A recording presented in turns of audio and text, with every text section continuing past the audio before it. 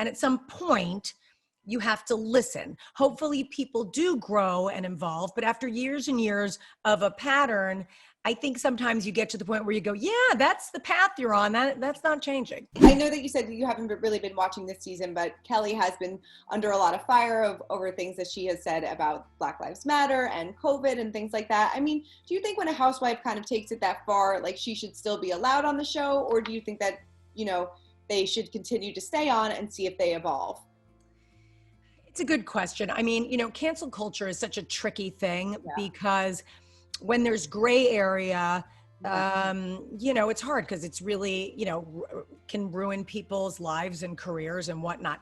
Having said that, and having not seen exactly what was said, I'll tell you this, people, a leopard doesn't change its spots, right? So people show you who they are.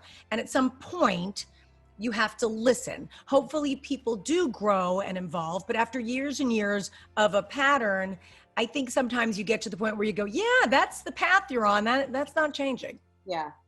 No, I agree with you. I totally agree with you. And I don't know if you have kept up with Bronwyn's story, but she is in a modern marriage where she's seeing other people. They both are. Do you think that is possible to have a modern marriage, or is it to each their own? I hate to be judgy about these kinds of things because I truly believe that whatever works for you, works for you, and all the power to you if that's what you want to do and you're consenting adults, and that's fine. I think when you talk about an open marriage, and I did hear that Bronwyn came out, I'm super happy for her. I love that she can live her authentic self. I'm very proud of her. I think that's amazing. Definitely. I think though, in relationships, there's always feelings, and feelings are going to get hurt. I think it's a tricky situation, but the biggest thing is the children. I'm not talking about Bronwyn's children. I just mean in general, if you're in some sort of open relationship, you definitely have to think how it's going to affect your children. And if you feel like it's fine and it's workable and it's doable, that's your choice. So yeah, I mean, what is your secret to surviving the reality TV curse of marriages? Well, I would say in our third season of Housewives, we had a bad year. It was just a bad year all around. I was having a bad season. Terry was off doing Botched. And so we were not seeing each other very often. And so that was pulling us apart. And, sometimes your one partner's up and one is down, and, it tends to go back and forth. I was having a low period of time. He was having a high. It was just a really bad period of time. And we were fighting a lot, and fighting on camera and off camera. And finally I said to him, I was like, look, this isn't working. Our marriage and our family is more important than a television show. So we either have to find a way to get past all this and come back together, or we need to get off this show. Yeah. That just has to be. And that's exactly what we did. We had a real sort of come to Jesus moment together, and we put ourselves back together. But I think it was an important, strangely, not that I wanted to go through it or want to relive it, but I think in retrospect, it was an important period of time. We learned how to fight better. We learned how to make up better. We learned how to communicate better. And it's really been a lot of growth since then. Yeah. I mean, is there anything that you miss about Housewives?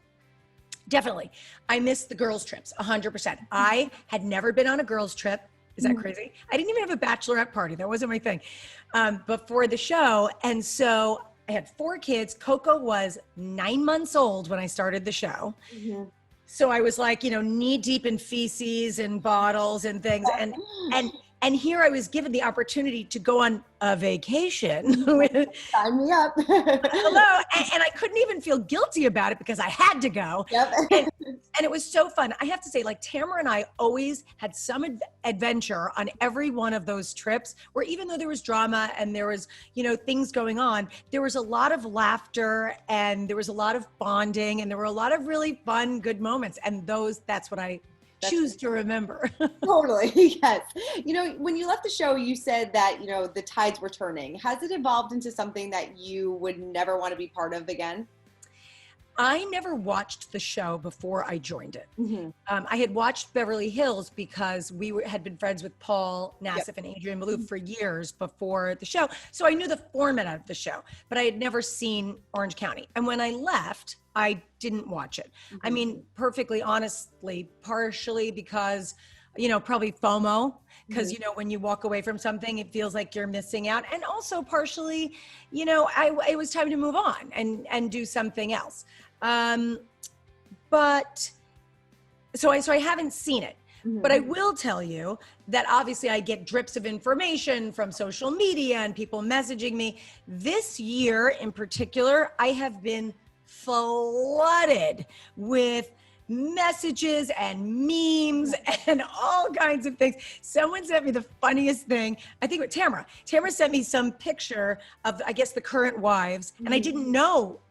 I didn't know, like, most of them. Right. And so she sent me a picture, and it said on the top of it something like, somewhere Heather Dubrow is sitting in her mansion, drinking champagne, embarrassed she was ever on the show. It was so funny, but we were just finishing dinner, and I happened to have a glass of champagne.